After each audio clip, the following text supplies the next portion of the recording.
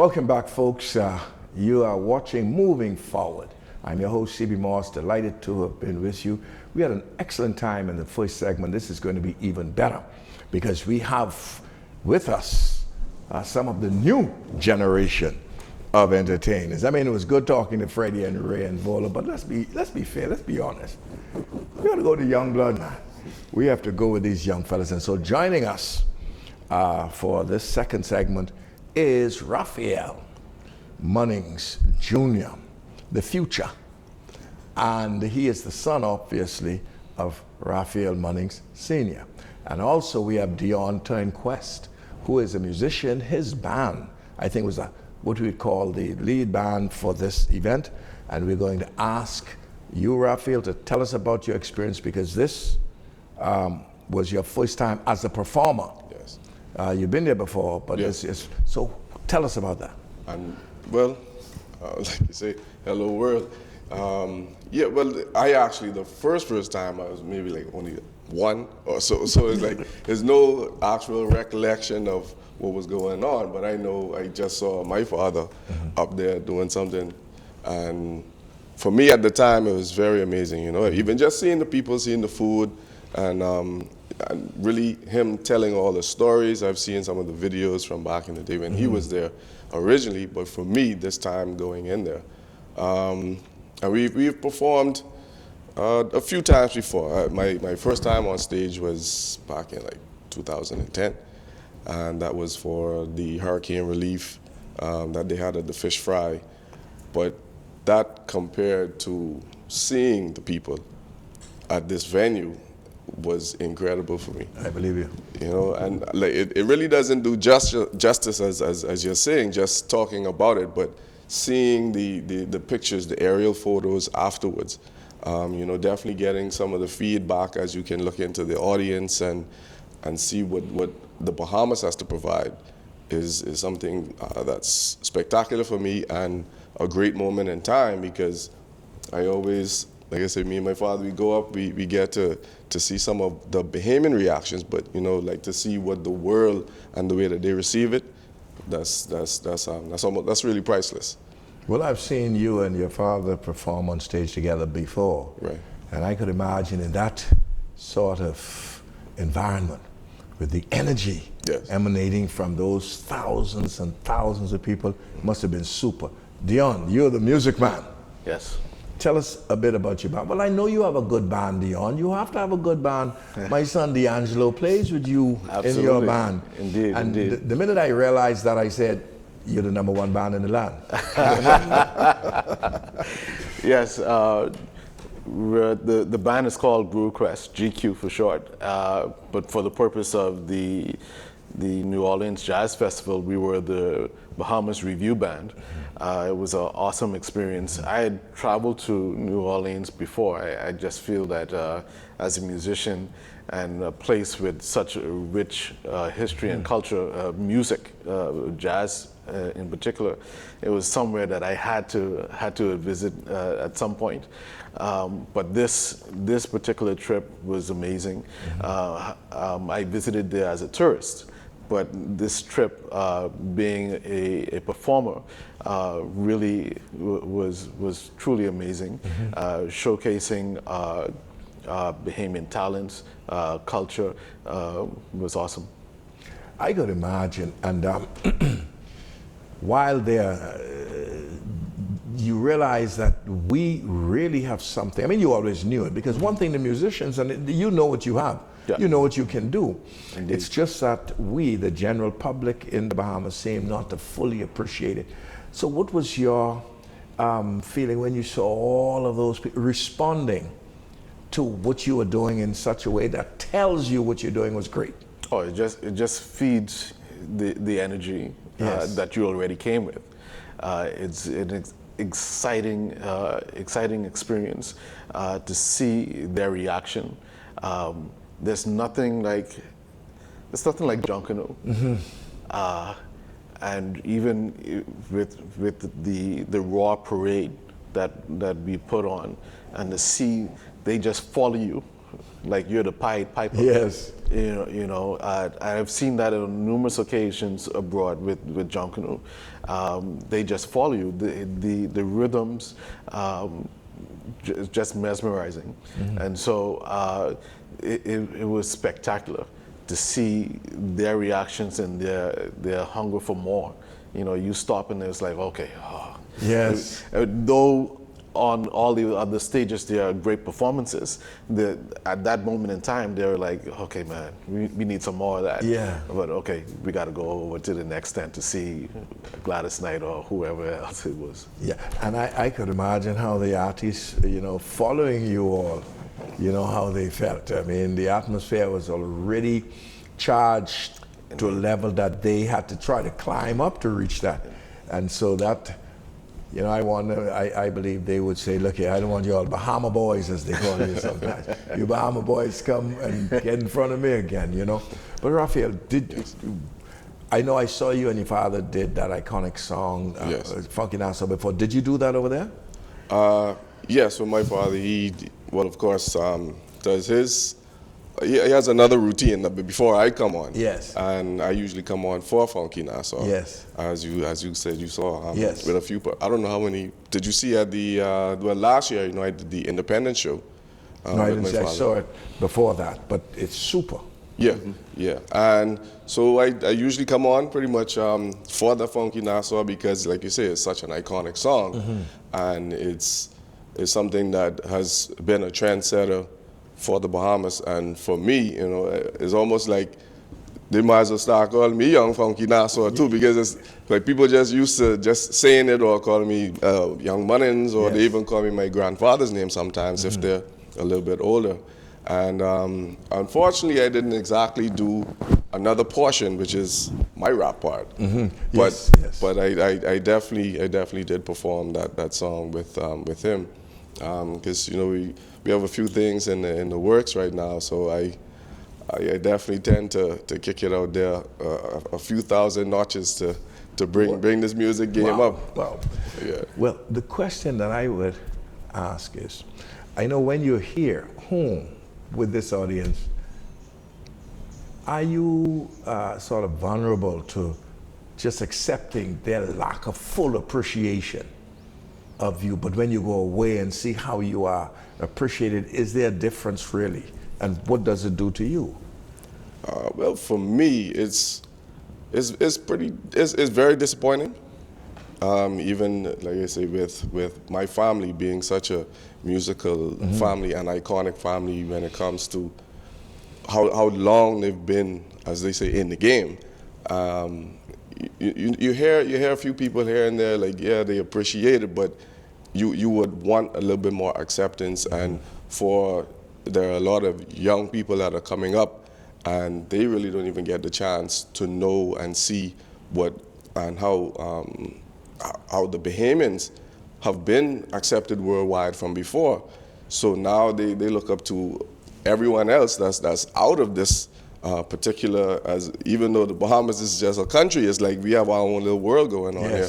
So it's a matter of really, I think, is more that needs to be done to commemorate and really push a lot more what has already been achieved, for younger people and the younger generation to come and hear and know and appreciate, because I don't think it's appreciated as much as it should be.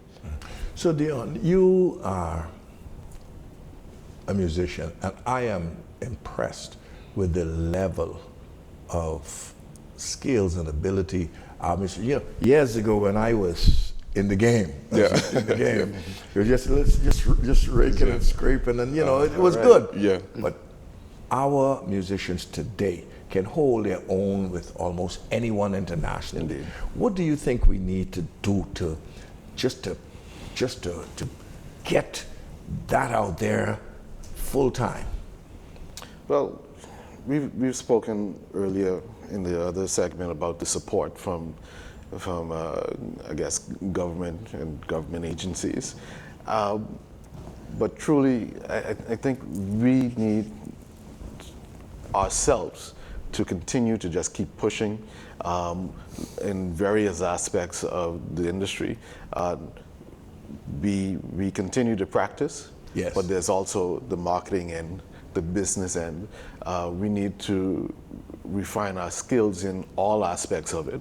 And I'd say those who are even younger than myself, have gotten to that point, especially with the marketing. You look at a Wendy and Dyson, who was on the trip to New Orleans with us. They've done a remarkable job of promoting themselves and their product. And so we need to find the combination, the balance of further developing our skills, but also developing our skills in the business part of it.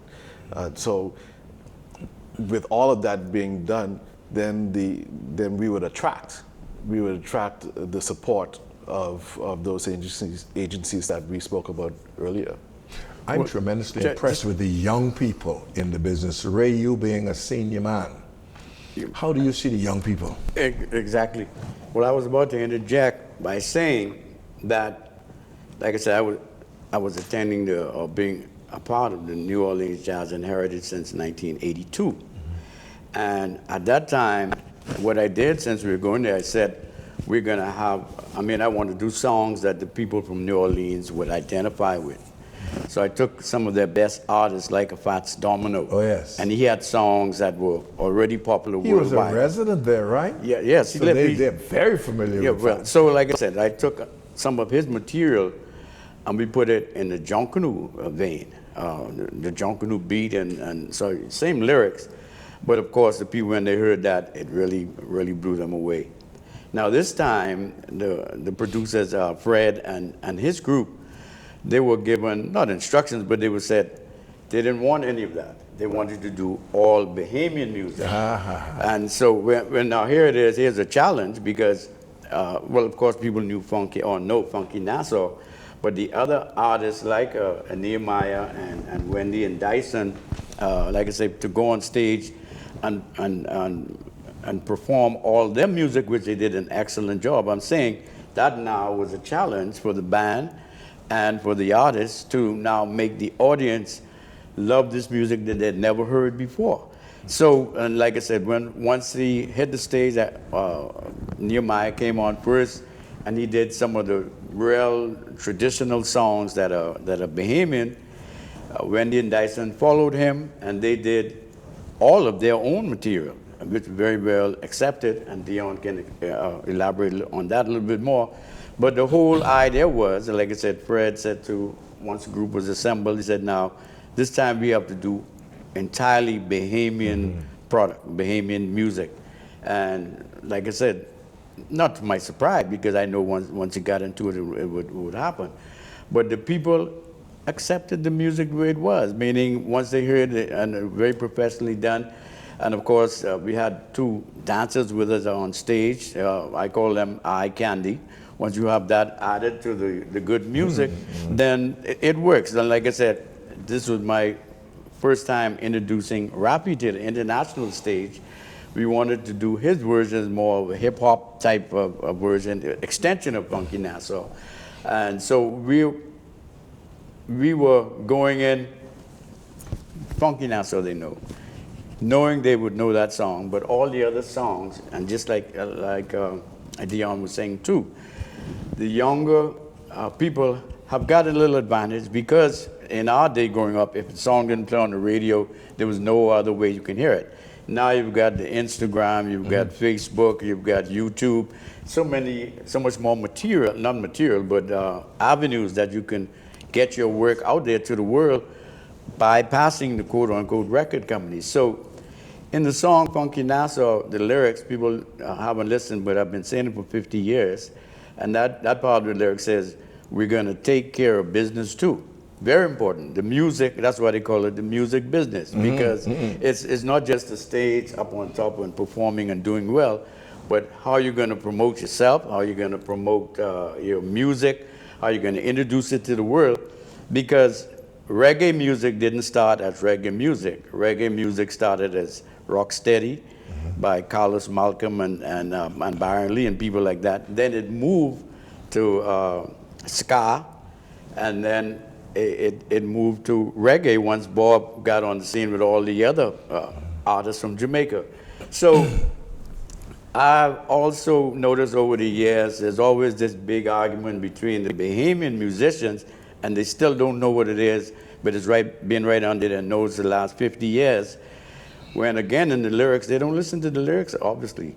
I said, we've got a doggone beat we're gonna call our very own. So, and they still haven't heard that. They've heard it, but they didn't hear it, or they didn't want to hear it. And that song, like I said, really came from the hi-hat riding, which really was the calypso sound at the time, which then turned into soca. But Funky Nassau had it out there to the world since 1971 in the international market. So we've got a doggone beat we're gonna call our very own. We've been saying it. And we're gonna take care of business too. Those two lines they missed. They were listening to all the other things. But it's important to take care of that business side of that's marketing. That's my, this is a nice point to segue into my next question. Dion, you know where you are now. We know where we are now.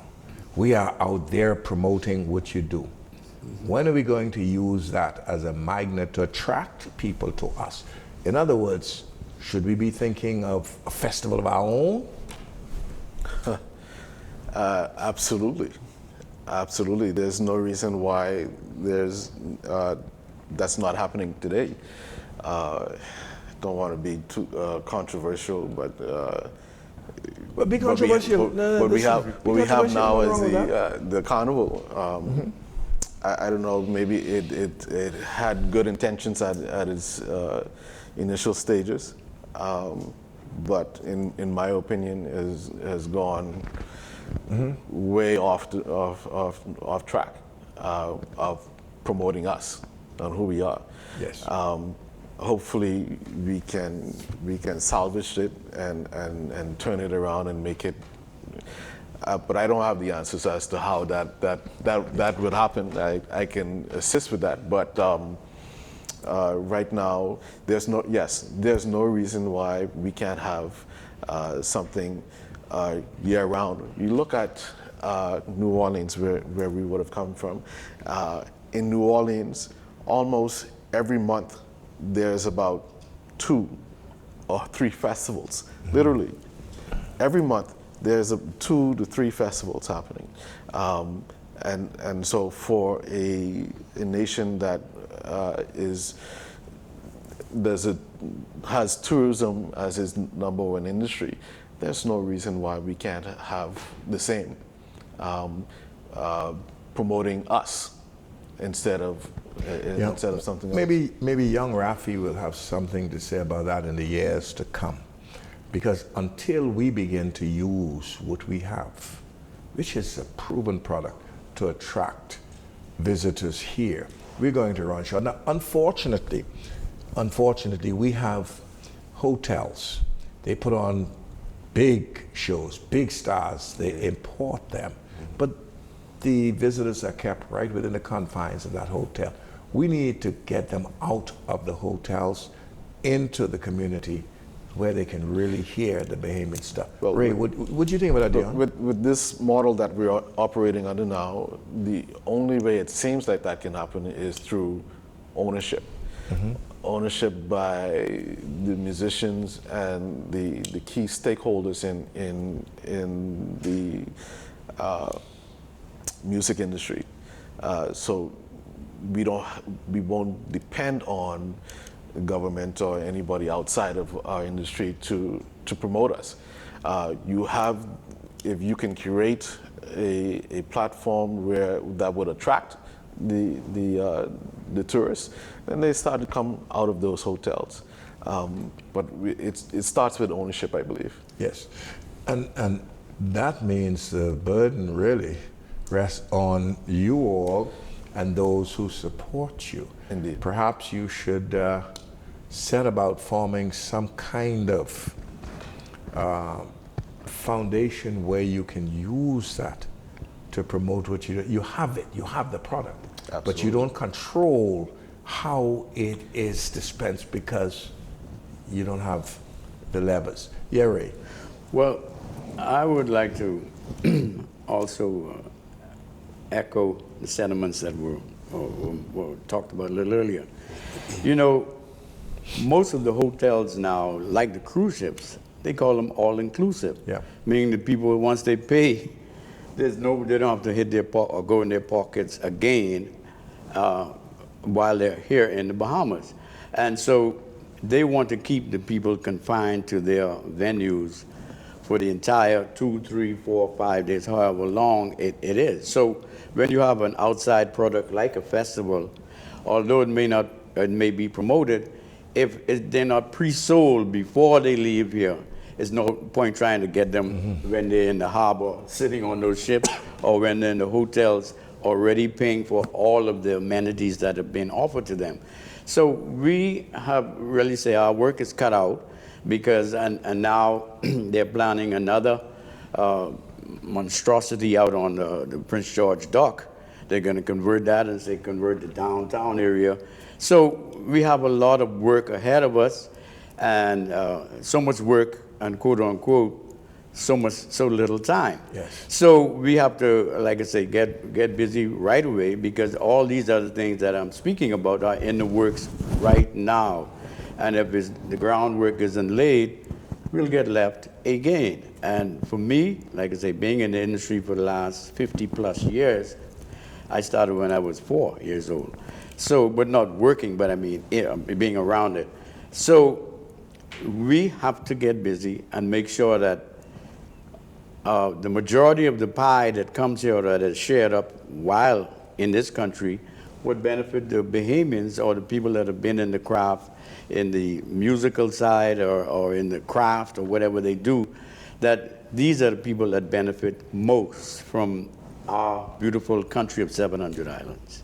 Yeah, Dion, we've come to the end of the program, but we'd just like to hear closing remarks from you. I see the impact of this most recent trip to New Orleans. What would you like to see us as a people, Bahamian people, do to try to promote what we have? We know it's a great product. What would you like to see us do as a people, including the government? Well, of course, support. Number one, just come out and support whatever is, well, not whatever, just because we need to always encourage the standard that the standard is high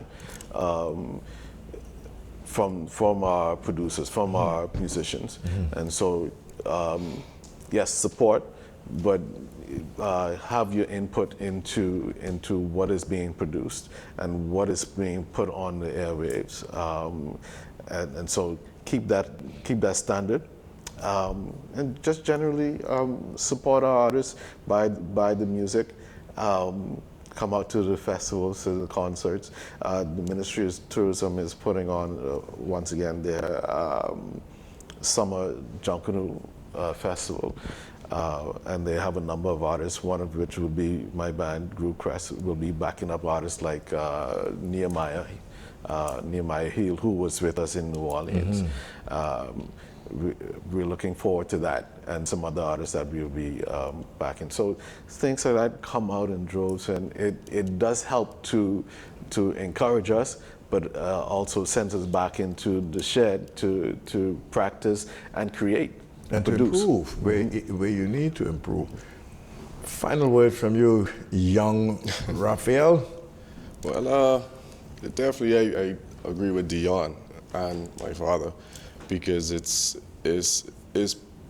discouraging in a way when you actually like you say, you practice, you do rehearsals, you create your material, and like you say, for the people that are just here, even as Bahamians, you don't see anyone come out, and you get extremely discouraged as in an artist who's probably been out there for a certain period of time. I'm actually just trying to catch up with a few things because I've been off to school to do more media work video production and stuff like that. So like I said, I've always been around the music from Pampas, you know, being there with my grandfather, and he's sending you every time in the front. Anyone that came to the house, you got to do something. So like I said, just for everyone to just, like I said, not be discouraged, and just the same as me, I'm trying to get out there and make things happen in my own way. Still appreciate everything that we're all going through, and I think the Bahamas could definitely make some serious waves again, and we just need to keep at least being able to go to a festival like this and find other artists that are coming up just as well. You know, just some people just need to get out there and be able to push forward so they can feel like they're also a part of what's going on. Well, you know, if I were in my corporate incarnation, we would have put something together to make this happen, whatever we're talking about. But that's 20 years, a bit too late for me. Ray, final words before we go.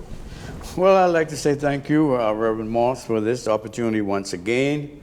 And, you know, it's, like I said, time is winding down for all of us, yes, as we know. But we have to make the most and the best out of the time that we have still here. And, of course, some of the future things that I have within the immediate future is, like I say, the music that they have, the reggae music, as you know, came back to the United States out of Europe. Maybe that's the route we might have to follow with the rake and scrape, which I think is rake and scrape music. It definitely has a place. All the young artists that are coming up, like I say, they're finding their way, and that's good to see. And so we got to help where we can to introduce them and to give them a platform on which to perform, and that which is exactly this time what we did, like I say, with the young Wendy and Dyson Knight, and of course Nehemiah, not so young, but he still could become in that category, and Rapi would be in that category. So the whole idea is to reintroduce a new crop of musicians and entertainers now, because the band can stand on their own, meaning let's say the band here, like you said, your son is a part of that. So the whole idea is for all the people that have been, Fred, you, myself, Vola, and all the people, especially in the Jonkanu, because there's a whole new set of Jonkanu artists, people that play the drums and cowbells and everything. They have their place in this whole reintroduction of the entertainment and the culture of the Bahamas. So once again, thank you very much, and we're looking forward to 2020 and beyond.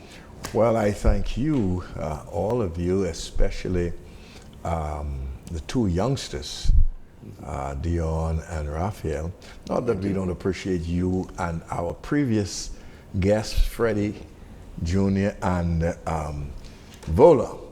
But they were with us in the first segment. But we are so grateful that you all have come to share with the Bahamian people your experiences there and to convince our people that which we know, that we have something that is valuable but above all saleable. We just have to find the right formula, the right approach to sell it to the people. Those people out there, they just eat this up, and I've been there, I've seen it, and you all have seen it. So we just have to, folks, let us continue to support our cultural people, our musicians, our performers, our Jonkanu artists, because truth is, that's going to be the long-term foundation of our tourism industry. This sand, sea, and sun, and hotel properties, that's passé now. People are looking for an experience. These are the people who can give the visitors that experience. And so we thank you all for being with us, and we're going to have you back again as soon as we announce our own festival. All right. Let's let's come on back and let's get that done. Yes. And I would be delighted to be a part of that in any way. Folks, you've been watching Moving Forward, a production of the Bain Grandstown Advancement Association. And as you can tell, we had a good time. We just enjoyed doing this, particularly with guests like we've had today. And so, until next time, we say thank you for being with us. Thank you, sir.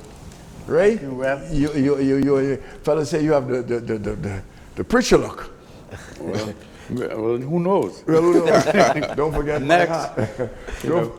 They say you don't pass none until you pass on. Well, Dion, thanks for coming. My and pleasure. I trust that you all will continue to be successful abroad and even more successful at home. Folks, until next time, we say good night. God bless you. Only love can save us now. Only love.